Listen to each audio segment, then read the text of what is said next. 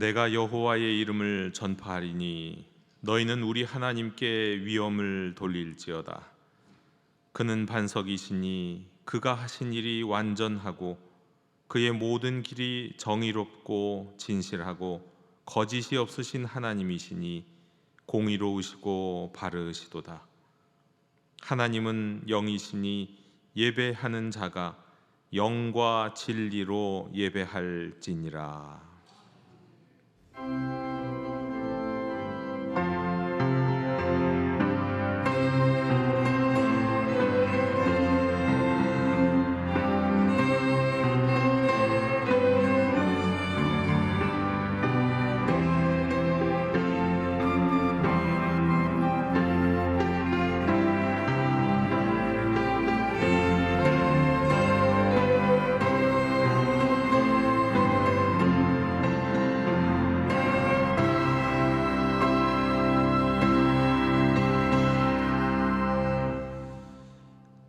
성도가 드리는 예배를 받으시기에 합당하신 하나님 아버지, 찬송과 영광을 돌리옵나이다.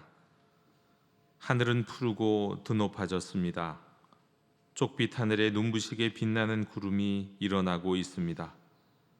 가을 바람을 따라 들꽃들도 춤을 추는 좋은 계절을 허락해 주시니 감사합니다. 오늘 거룩한 주일을 맞이하여 저희는 아름다운 가을의 정경 뒤에서 우주 만물을 다스리시는 하나님의 손길을 봅니다. 그리고 푸른 하늘과 빛나는 구름과 아름다운 꽃보다 더 사모할 주님의 말씀을 듣기 원합니다. 은혜를 사모하는 모든 성도를 기쁘게 맞아주시며 신령한 은혜로 채워 주시옵소서. 예수님의 이름으로 기원하옵나이다. 아멘. 다 함께 자리에서 일어나셔서 경배의 찬양을 함께 부르시겠습니다.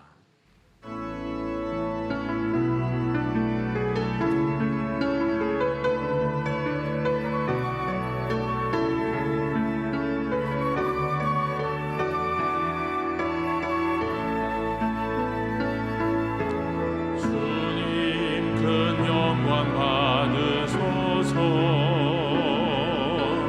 홀로 찬양 받으소서. 모든 이름 위에 피어난 그 이름, 온 땅과 하늘이 다 찬양해. 겸손하게 우리 무릎 꿇고 주 이름 앞에 영광 돌리세. 모두 절하세. 독생자 예수 주님께 찬양 드리리.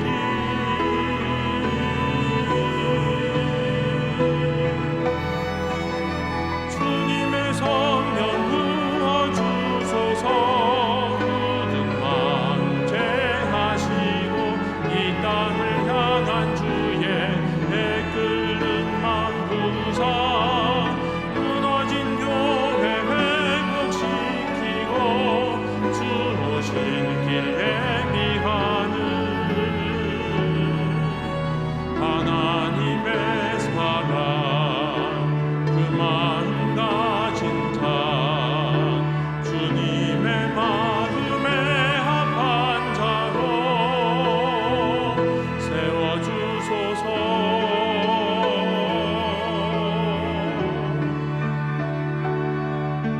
주님의 마음에 합한 자로 세워주소서.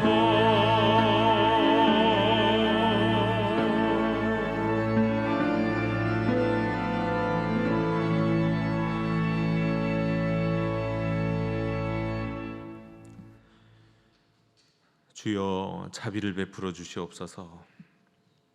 주님, 이 시간 옷을 찢는 심정으로 마음을 찢습니다. 지은 죄로 인해 슬퍼하는 저희들을 굽어 살펴보시고 회개하는 모든 죄를 용서해 주시옵소서. 저희는 한 마음에 하나님 두기를 싫어하여 불의와 추악과 탐욕과 시기와 살인과 분쟁과 악독이 가득한 자로 살았습니다. 하나님의 형상대로 지음을 받은 이웃을 향해 비방하는 자요, 교만한 자요, 자랑하는 자요, 부모를 거역하는 자요, 무정한 자요, 무자비한 자로 한 주간을 지냈습니다. 이 같은 일을 하나님께서 싫어하신다는 사실을 잘 알고 있으면서도 죄악의 길에서 돌아설 줄 몰랐습니다. 가슴을 두드리며 회개했던 세리처럼 저희도 감히 하늘을 우러러 보지 못하고 눈물을 흘리며 회개할 뿐입니다. 저희를 불쌍히 여기시고 마음으로 지은 죄, 입으로 지은 죄, 손과 발로 지은 모든 죄를 십자가의 보혈로 정결하게 하여 주시옵소서. 주여 긍휼을 베풀어 주시옵소서.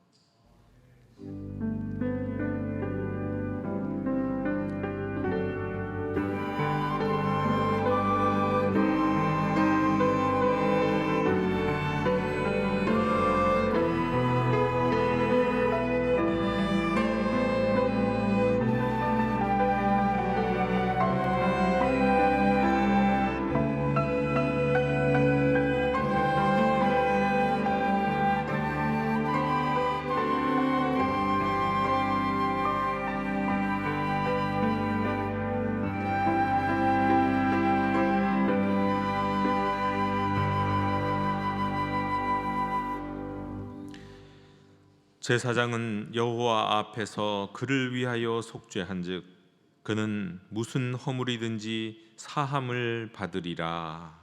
아멘. 나는 전능하신 아버지 하나님 천지의 창조주를 믿습니다. 나는 그의 유일하신 아들 우리 주 예수 그리스도를 믿습니다. 그는 성령으로 잉태되어 동정녀 마리아에게서 나시고 본디오 빌라도에게 고난을 받아 십자가에 못 박혀 죽으시고 장사된 지 사흘 만에 죽은 자 가운데서 다시 살아나셨으며 하늘에 오르시어 전능하신 아버지 하나님 우편에 앉아 계시다가 거기로부터 살아있는 자와 죽은 자를 심판하러 오십니다. 나는 성령을 믿으며 거룩한 공교회와 성도의 교제와 죄를 용서받는 것과 몸의 부활과 영생을 믿습니다. 아멘. 다 함께 자리에 앉으셔서 성시교독 4번을 교독하시겠습니다. 여호와여 나의 말에 귀를 기울이사 나의 심정을 헤아려 주소서.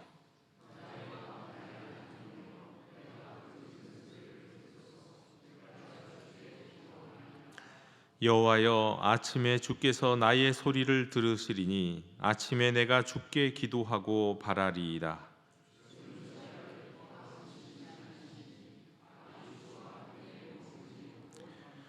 오만한 자들이 주의 목전에 서지 못하리이다. 주는 모든 행악자를 미워하시며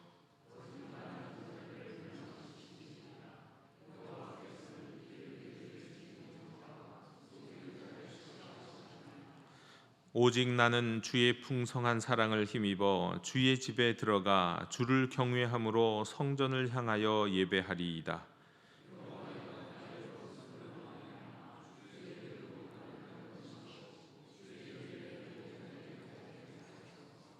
아멘.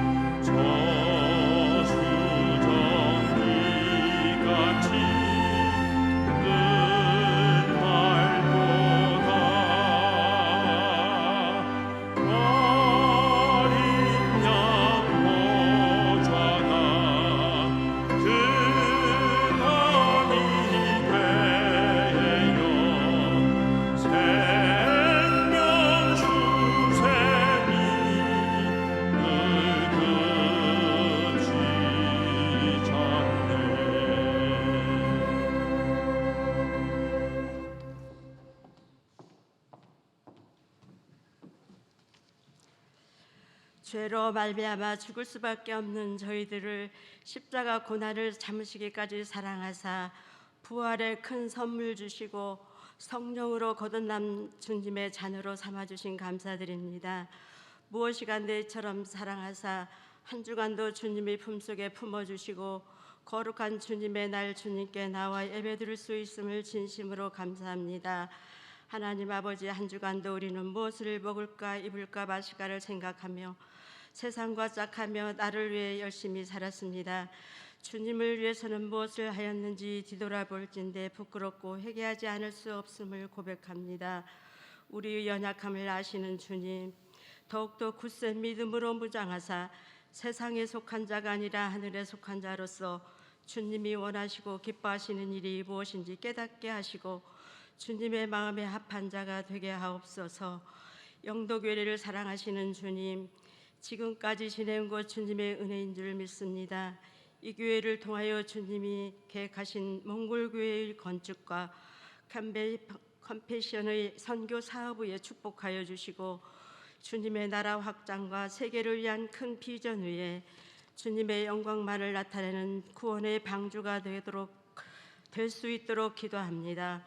어린아이부터 장년에 이르기까지 모두 믿음 안에서 하나가 되어 주님만을 사랑하며 자랑하며 살아가는 영도교회 모든 성도가 되게 하옵소서.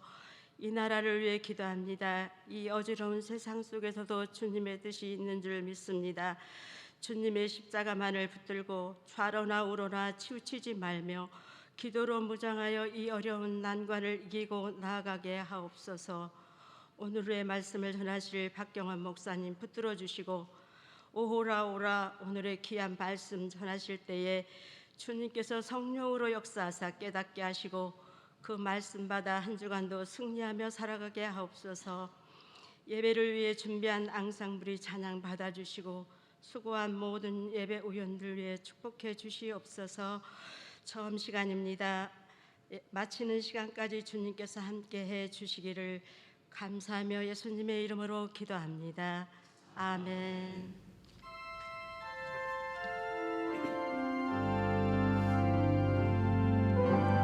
하늘에 계신 우리 아버지의 이름을 거룩하게 하시며 아버지의 나라가 오게 하시며 아버지의 뜻이 하늘에서와 같이 땅에서도 이루어지게 하소서. 오늘 우리에게 일용할 양식을 주시고 우리가 우리에게 잘못한 사랑을 용서하여 준 것 같이 우리 죄를 용서하여 주시고 우리를 시험에 빠지지 않게 하시고 악에서 구하소서. 나라와 권능과 영광이 영원히 아버지의 것입니다. 아멘.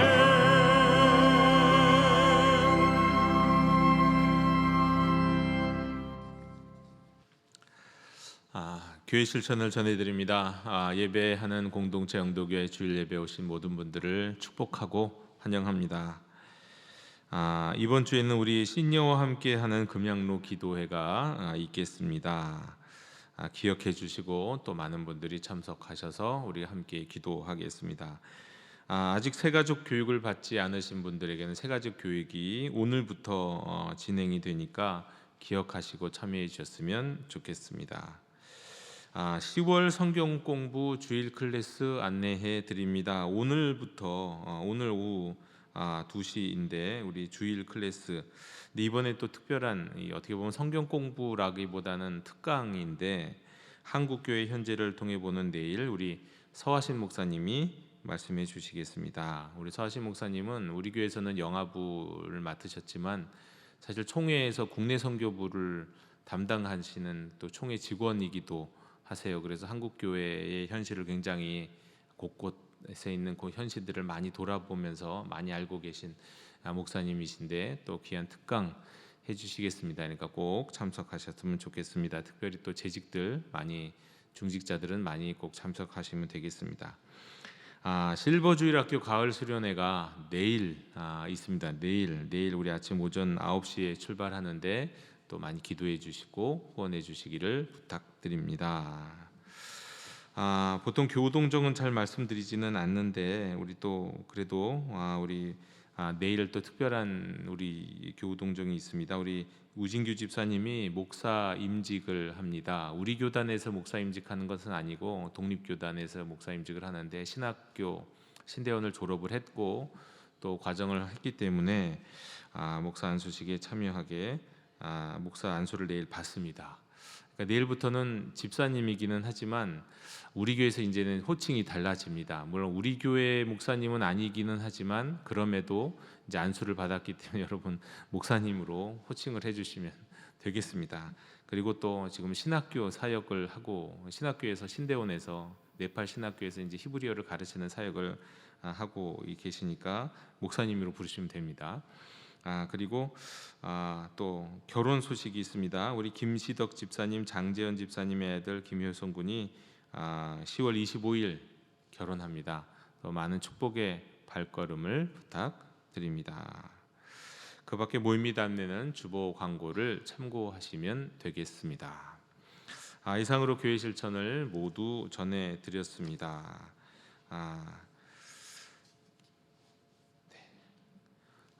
우리 다 함께 이제 일어나시면서 우리 평화 인사를 함께 나누시도록 하겠습니다. 주님의 평화를 빕니다.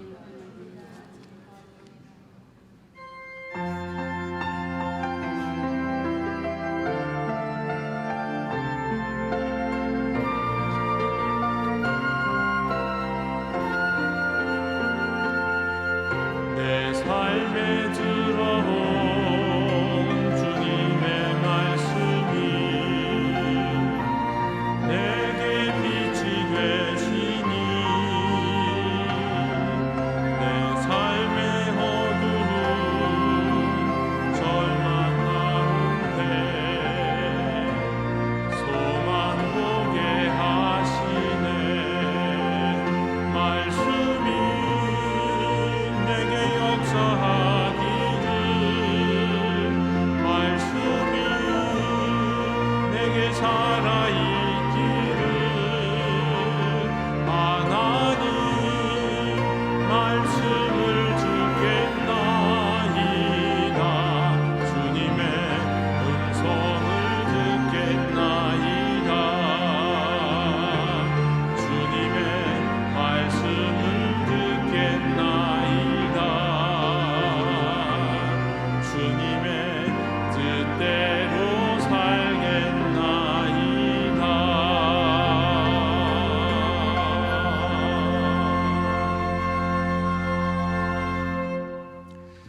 오늘 우리에게 주시는 하나님의 말씀은 이사야 55장 1절로 3절의 말씀입니다.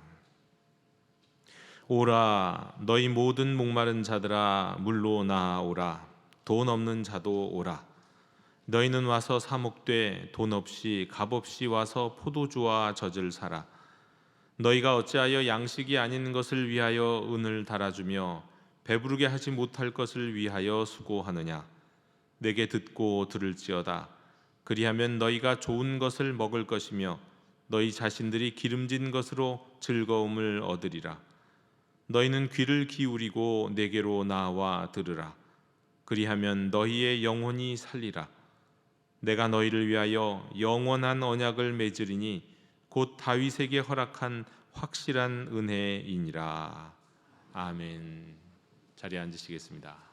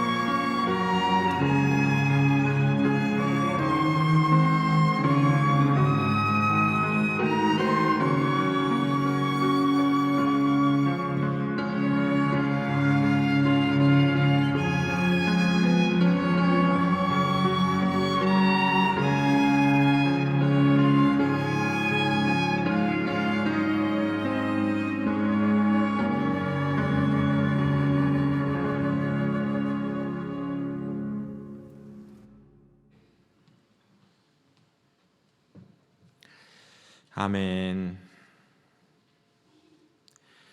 해밍웨이의 유명한 소설 노인과 바다. 그 주인공은 쿠바 노인이면서 어부인 산티아고입니다. 그는 무려 84일 동안을 연속으로 고기를 잡으러 나갔지만은 단 한 마리도 잡지 못하는 정말 지독한 불운에 시달렸습니다. 그래서 마을 사람들이 조롱하기도 하고 불신하기도 하고 그랬습니다. 그럼에도 불구하고 굴하지 않고 85일째 홀로 작은 배를 몰고 가장 깊은 먼 바다로 나아갑니다. 거기서 그는 한평생 한 번도 본 적이 없는 거대한 청새치를 낚습니다. 사실 낚았다기보다는 청새치에 끌려다녔습니다. 노인은 이 청새치를 형제라고 부를 정도로 꼬박 사흘 밤낮을 피 흘리는 사투를 벌였습니다. 그는 나는 어부로서의 존재를 증명하기 위해서 있는 힘을 다했고 마침내 이 청새치를 잡았습니다. 청새치는 이 산티아고의 배보다도 훨씬 컸기 때문에 이 물고기를 배 옆에다가 이렇게 고정한 채로 이제 귀향을 시작을 했습니다. 하지만 기쁨도 잠시 청새치의 피 냄새를 맡고 상어떼가 몰려듭니다. 이번에 노인은 청새치가 아닌 이제 상어들과 필사적으로 싸웠습니다만 역부족이었습니다. 결국 이 노인이 산티아고가 항구에 들어왔을 때 거대한 청새치는 상어들에게 모두 뜯겨 먹혔고 앙상한 등뼈와 머리만 남아 있었습니다. 이 노인 산티아고의 기다긴 기다림, 그리고 처절한 투쟁, 그리고 그 결과, 그리고 마지막 결과까지, 이 모습은 하나님 없이 자신의 힘으로 인생의 의미를 찾으려고 하는, 그러다가 개중에는 그 인생의 의미를 찾은 줄로 알았던 그런 인생의 덧없음을 또렷하게 보여주는 장면인 것 같습니다. 물론 이 소설을 다양하게 해석할 수 있습니다만 저는 그렇게 보게 된다는 겁니다.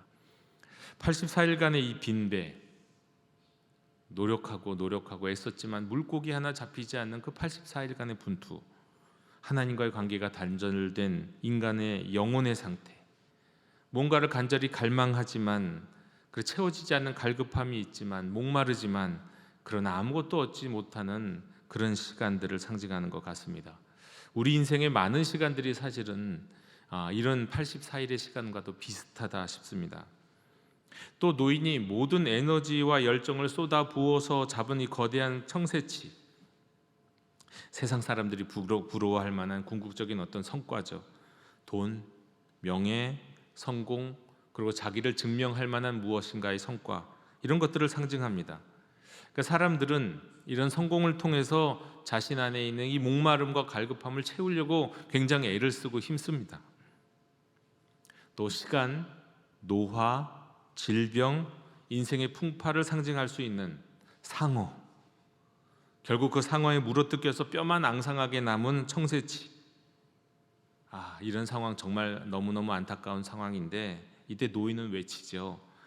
인간은 파멸당할 수는 있을지언정 패배하지는 않는다. 이게 이제 이 노인과 바다에 나온 아주 중요한 대사, 많이 회자되는 대사입니다. 인간은 파멸당할 수는 있을지언정 패배하지는 않는다. 노인은 인생 대부분을 이 목마름 가운데 보냈으나 그래도 적어도 한 번 큰 성공을 거두잖아요. 100명에 1명, 2명, 100명의 몇 사람에 속할 만한 그런 거대한 성공을 경험한 사람이라고 할 수 있습니다. 그러나 항구로 돌아왔을 때 흔적만 남은 성공 앞에서 이 노인이 외치는 걸 보면 어떻게든 그 자신의 인생의 의미를 부여하고 싶은 허무한 인생의 성과에 대한 이게 정신승리다 싶습니다. 네. 여러분, 우리의 모습이 정말 이와 같다 싶습니다. 어쩌다가 성공하는 것 같죠? 어쩌다가 뭔가를 이룬 것 같은 사람들 있습니다. 그러나 다 물어뜯기고 남는 건 흔적만이죠. 흔적만. 그리고 거기다가는 어떻게든 정신승리, 뭔가 인간의 의미를, 내가 살아온 의미를 부여하려고 굉장히 노력하지 않습니까? 하나님 없이 사는 인생의 모습과도 같습니다. 1600년 전 아우구스티누스는 하나님을 향한 고백 가운데서 이렇게 우리 인간의 상황을 진단한 바가 있습니다. 하나님, 당신은 우리를 당신을 향해서 살도록 창조하셨으므로 우리 마음이 당신 안에서 안식할 때까지는 평안하지 않습니다. 불안합니다. 그런 뜻입니다. 하나님 안에서 뜻과 의미를 찾을 수 있을 때까지는 인생은 불안하다는 겁니다. 허무하다는 겁니다. 여러분, 사람은 하나님의 형상으로 창조가 됐습니다. 인간은 하나님의 영광을 위해서 지어졌습니다. 우리 인생의 목표는 하나님의 형상을 회복하는 것, 그리고 곧 주님을 닮는 것, 하나님의 영광을 위해서 사는 것입니다. 때문에 하나님이 없으면 그 하나님이 없는 인생은 결코 만족할 수 없습니다. 그리고 그 만족할 수 없는 그 자리를 자꾸 다른 것으로 채우려고 몸부림치다가 결국은 뼈만 앙상하게 남은 청새치 마냥 인생의 그런 결과를 결국은 가져오고는 거기다가 또 정신승리를 하려고 의미를 마구마구 부여하려고 노력을 하게 됩니다. 여러분, 세상의 그 무엇으로도 영혼의 목마름과 갈급함은 결코 채울 수 없습니다. 전도서 3장 11절은 말씀합니다. 하나님이 모든 것을 지으시되 때를 따라 아름답게 하셨고 사람들에게는 영원을 사모하는 마음을 주셨느니라. 영원이 누구입니까? 무엇입니까?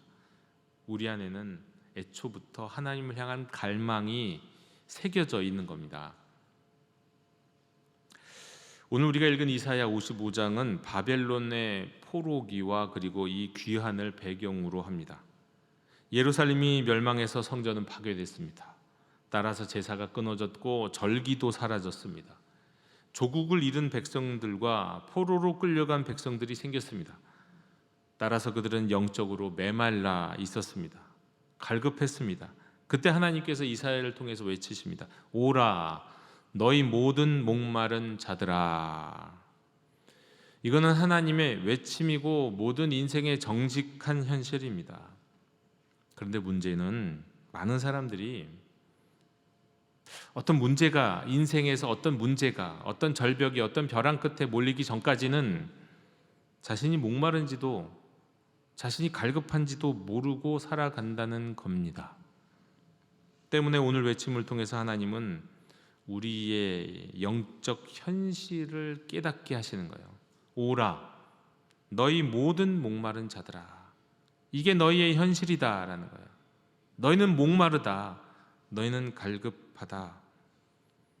어디로 가는지, 무엇을 하고 있는지, 내 인생의 결말이 어떻게 될지를 생각하지도 않고 사는 많은 인생들에게, 또 간혹 가다가는 사람들이 보기에 자기 스스로 생각하기에 내 인생은 그래도 성공적이야 라고 말하고 싶고 말하는, 그런 평가를 받기도 하는, 그렇지만 계속해서 공허한, 많이 가진 것 같은데 만족하지 못하고 있는, 아니 어째 그럴 수밖에 없는 인생들을 향한 진정한 영적 현실을 이렇게 직시하게 하시는 그런 하나님의 외침인 거고 진단인 겁니다. 너희는 지금 목마르다. 너희는 지금 목마르다. 그리고 그 현실을 인정하는 인생들, 그래요, 저 목마릅니다. 저 갈급합니다. 제겐 하나님이 필요합니다. 그런 이들에게 말씀하십니다. 오라고요.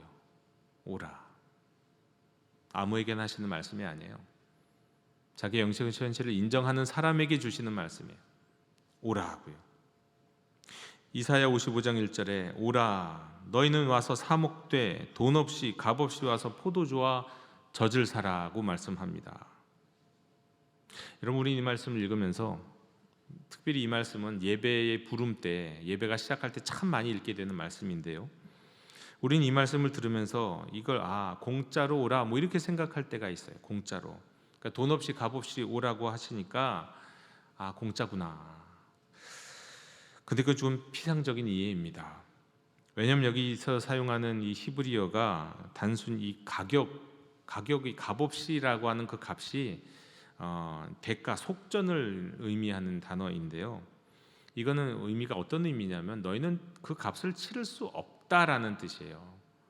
돈 없이 값 없이 와서 먹으라는 의미가 너희가 그걸 돈을 가져와서 값을 치르고 먹을 수 있는 게 아니야, 그런 의미가 담겨 있어요. 내 값을 낼 수가 없다는 거예요. 치를 수가 없다는 거예요. 깔뱅은 이렇게 말했습니다. 하나님은 값없이 주시지만 그 선물은 핏값으로 사신 것이다 라고요.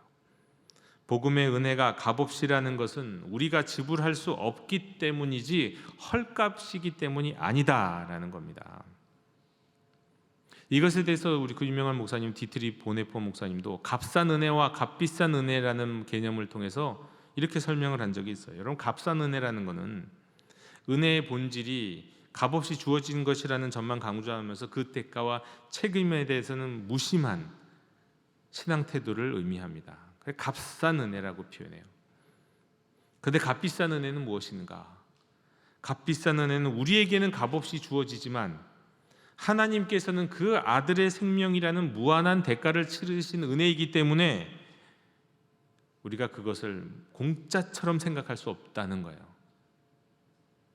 그래서 이 은혜를, 값비싼 은혜를 받은 사람들은, 이것을 믿는 사람들은 제자가 되기 위해서, 십자가 길을 걷기 위해서 애쓰고 노력하게 되고, 그때 하나님이 거기에 합당한 은혜와 능력을 주신다는 겁니다.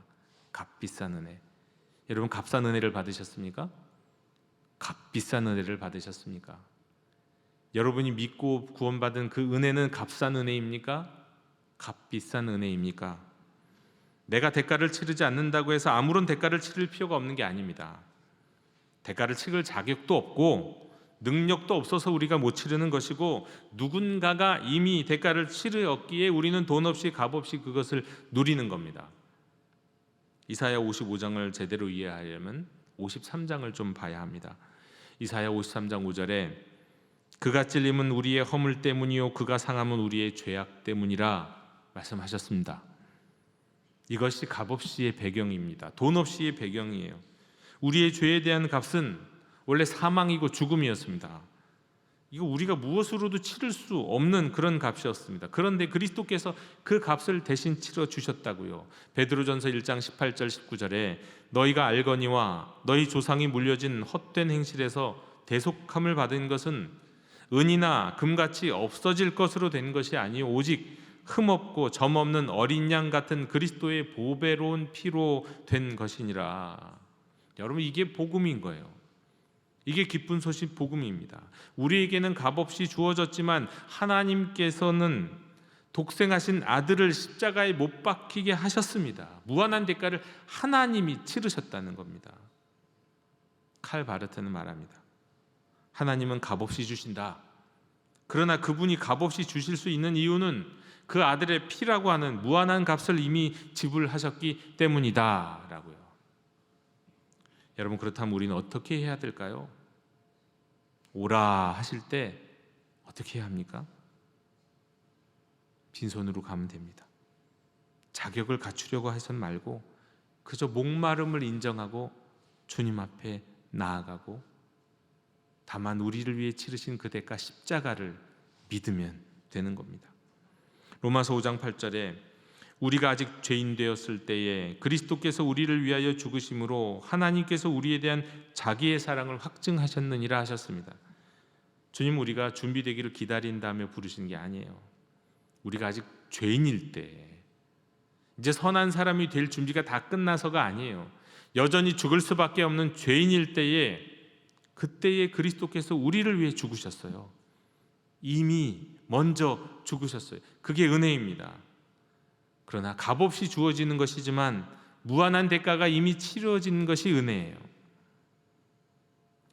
주님은 오라 하시면서 그리고 이어서 말씀하십니다.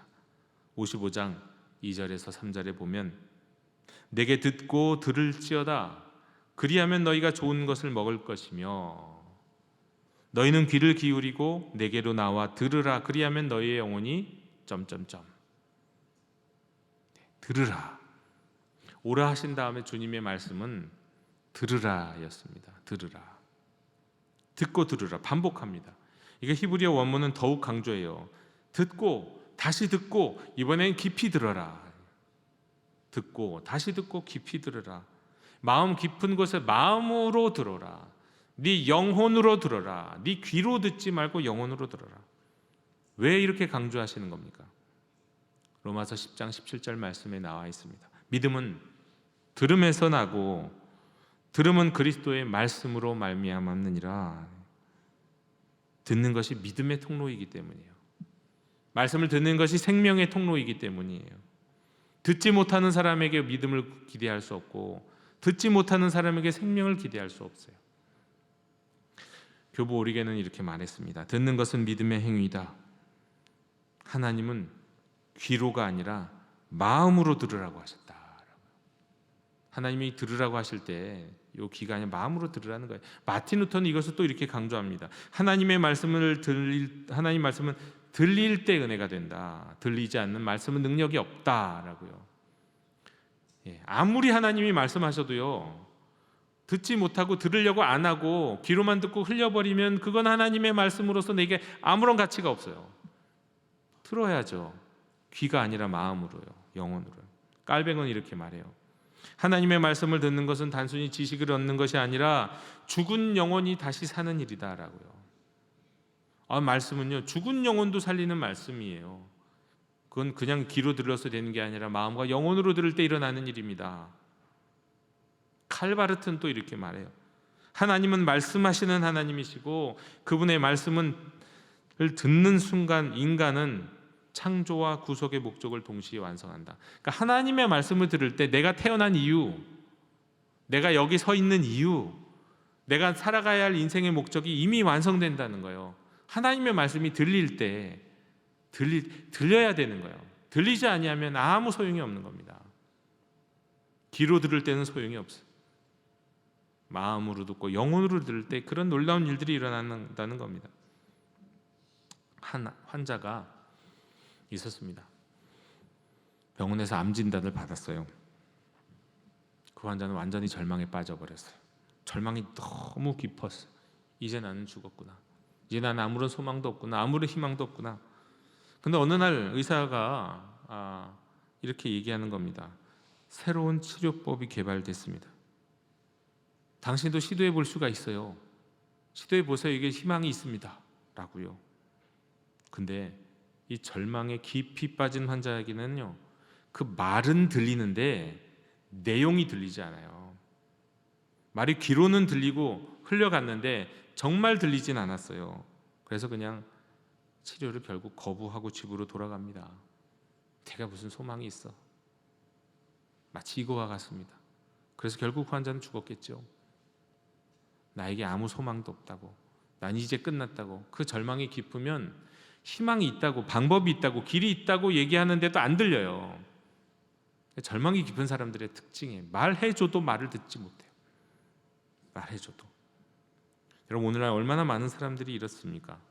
하나님의 말씀이 여기저기가 선포되고 있습니다. 그런데 사람들이 듣지를 않아요.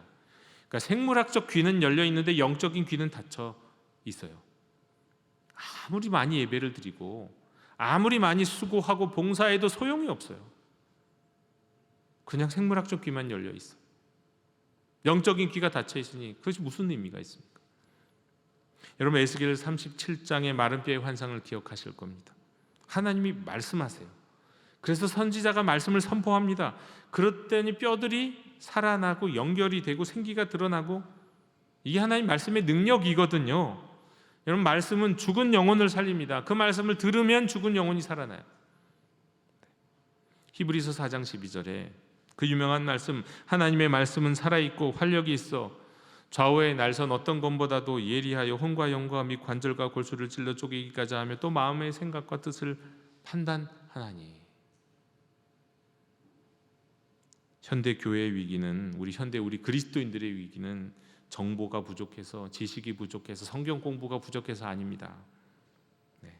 정보, 지식, 이것은 배부르지만, 그런데 하나님의 임재, 하나님의 은혜, 하나님의 능력에는 메말라 있어요. 토저 박사는 이런 말을 했습니다. 현대 교회는 말씀의 기근을 겪고 있다. 성경책의 기근, 설교의 기근이 아니라 듣는 귀의 기근이다라고요. 그래서 하나님은 말씀하시고 그 다음에 하나님은 약속하십니다. 내게 듣고 들을지어다. 그리하면 너희 영혼이 살리라 라고요. 너희 영혼이 살리라. 듣고 들어라. 귀로 듣고 마음으로 듣고 영혼으로 들어라. 그러면 내 영혼이 살리라. 이사야 55장 3절에서는 이어서 이렇게 말씀하십니다. 내가 너희를 위하여 영원한 언약을 맺으리니 곧 다윗에게 허락한 확실한 은혜이니라. 하나님은 오라고 하시면서 단순히 필요를 채워주는 것에 끝나지 않으셨어요. 그리고 우리와 영원한 언약을 맺기를 원하십니다. 이 언약은 영원한 관계를 말하는 거예요. 영원한 관계를 회복하는 거예요.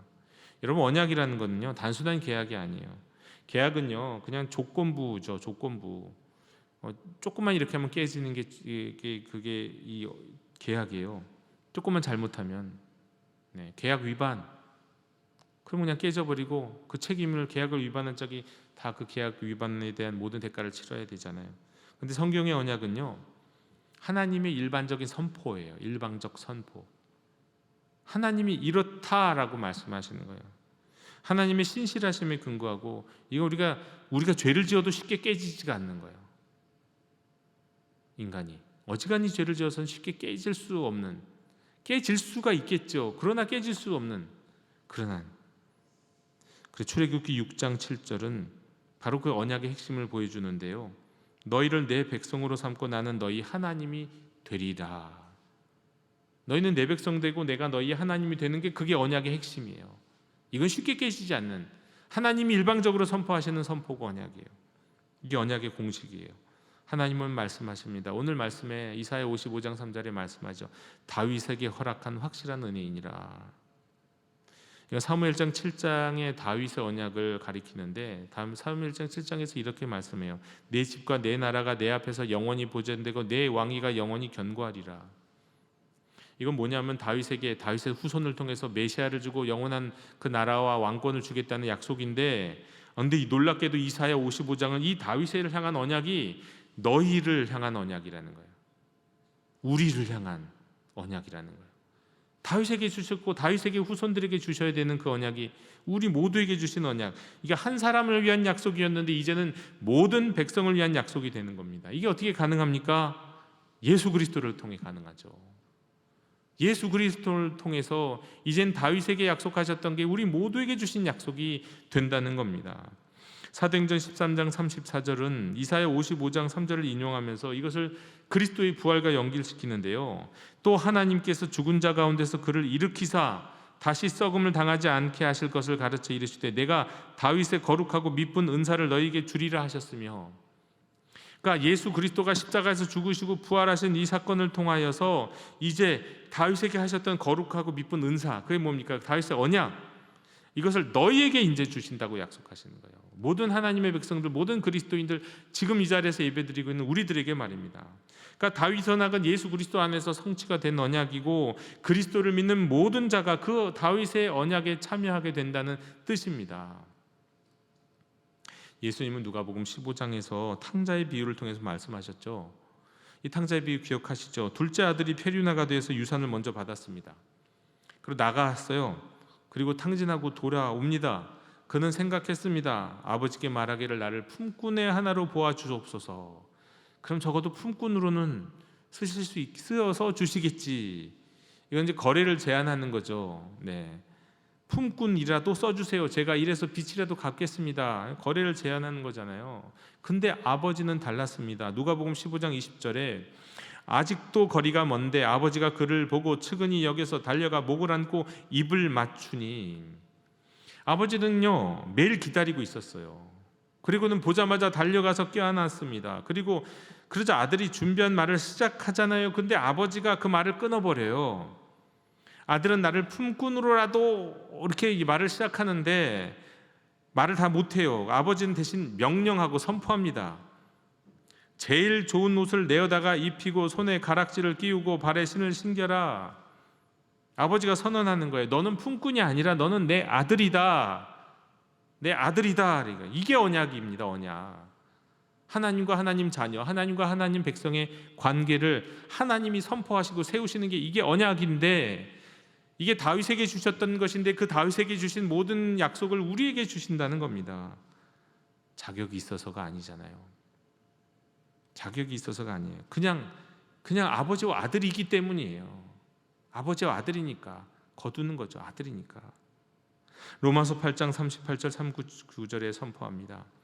내가 확신하노니 사망이나 생명이나 천사들이나 권세자들이나 현재일이나 장래일이나 능력이나 높음이나 깊음이나 다른 어떤 피조물이라도 우리를 우리 주 예수 그리스도 안에 있는 하나님의 사랑에서 끊을 수 없으리라. 여러분, 우리가 하나님을 떠날 수는 있습니다. 근데 하나님은 우리를 떠나지 않으세요. 디모데후서 2장 13절은 말합니다. 우리는 미쁨이 없을지라도 주는 항상 미쁘시니 자기를 부인하실 수 없으시리라. 하나님의 미쁘심, 그게 하나님이시기 때문이에요. 여러분 혼자가 아닙니다. 여러분은 품꾼이 아닙니다. 우리는 하나님의 자녀입니다. 요한일서 3장 1절입니다. 보라, 아버지께서 어떠한 사랑을 우리에게 베푸사 하나님의 자녀라 일컬음을 받게 하셨는가. 사랑하는 성도 여러분, 우리는 오늘 이사야 55장을 통해서 하나님의 놀라운 초청을 들었습니다. 오라, 오라고요. 오라. 사랑하는 성도 여러분, 이 이사야 55장의 초청은 오늘도 유효한 겁니다. 저와 여러분에게 유용한 말씀입니다. 오라, 너희 목마른 자들아 물로 나아오라. 돈 없는 자도 오라.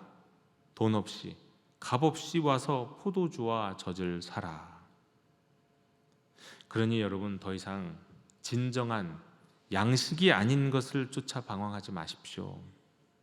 더 이상 하나님 앞에서 무슨 자격을 갖추려고 애쓰지 마십시오. 더 이상 그냥 혼자 살려고 하지도 마십시오. 그냥 오십시오. 목마른 자로 오세요. 빈손으로 오세요. 그리하면 하나님께서 약속하십니다. 당신에게 생수를 주시겠다고요. 여러분의 영혼을 살리시겠다고요. 너는 내 아들이라 라고 하는 영원한 언약을 맺으시겠다고요. 요한계시록 22장 17절, 성령과 신부가 말씀하시기를 오라 하시는도다.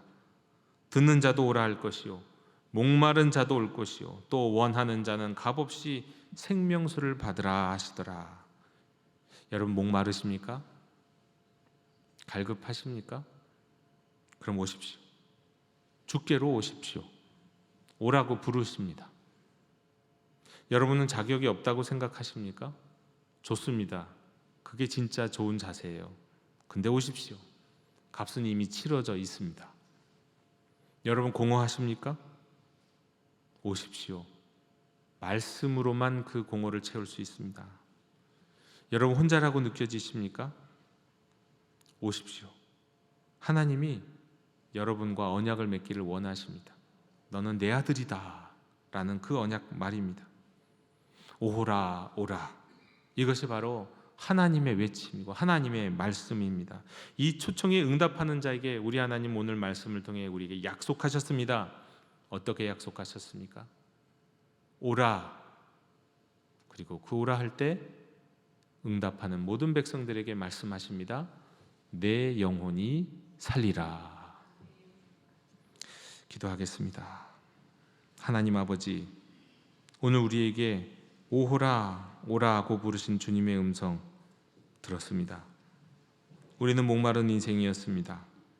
세상에서 물을 찾았지만 만족이 없었습니다. 그래서 오늘 주님 앞에 나와 값없이 그러나 피값으로 주신 생수를 마십니다. 그리하여 내 영혼이 살리라는 말씀이 이루어질 줄로 믿습니다.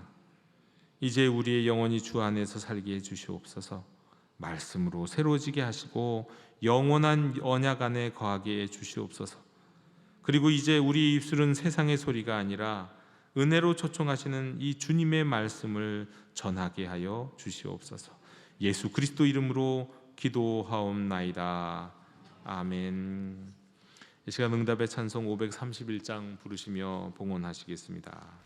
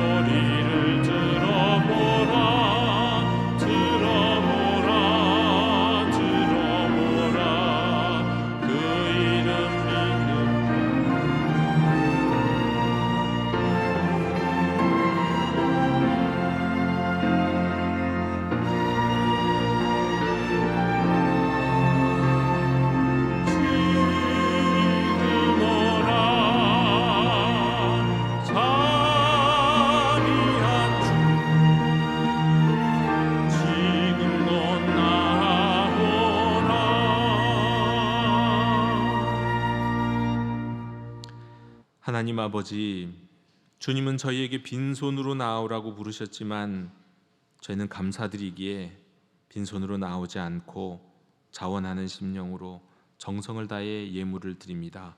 기뻐 받아 주시옵소서. 저희는 이 예물을 구원받기 위해서, 천국 가기 위해서 드리지 않습니다. 이미 주께서 우리를 위해 모든 값을 치르셨기 때문입니다. 오직 이 예물은 저희들의 믿음과 감사의 고백입니다. 값없이 주신 십자가의 은혜에 대한 저희들의 응답입니다. 주님, 우리의 바친 물질이 아니라 바치는 마음을 받아 주시옵소서. 이 예물이 생명의 말씀을 전하고 목마른 영혼들을 살리는 일에 쓰임받게 해 주시옵소서. 주님, 복 내려 주시옵소서. 교회를 위해 봉사함으로 몸의 예물을 드리는 많은 성도들에게 은혜를 내려 주시옵소서. 풍성한 은혜를 허락해 주시옵소서. 기쁨으로 더욱 드리게 하옵시고 더더욱 형통한 인생 되게 해 주시옵소서. 예수 그리스도 이름으로 봉헌 기도 드리옵나이다. 아멘.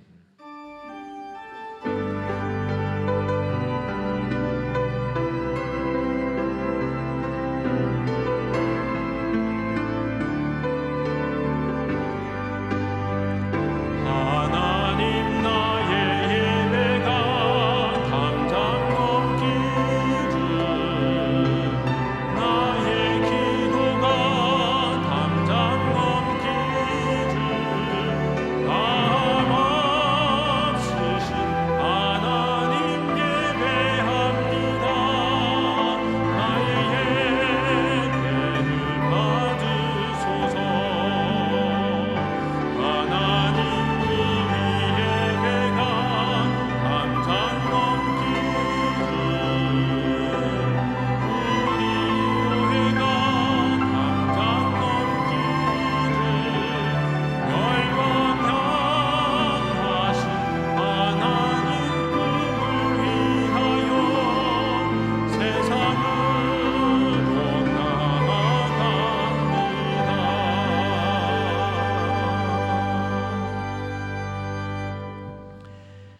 이제는 우리를 향해 오호라 오라 부르시는 우리 주 예수 그리스도의 은혜와 그 아들을 아낌없이 내어주시고 값을 치러주신 하나님 아버지의 사랑과 목마른 영혼에게 생수를 주셔서 만족해 하시는 성령님의 감화감동 충만 교통하심이 오늘 말씀에 응답하며 은혜의 초청에 예로 화답한 모든 성도들과 그들의 가정과 일터 위에 지금부터 영원히 함께 하시기를 간절히 축원하옵나이다.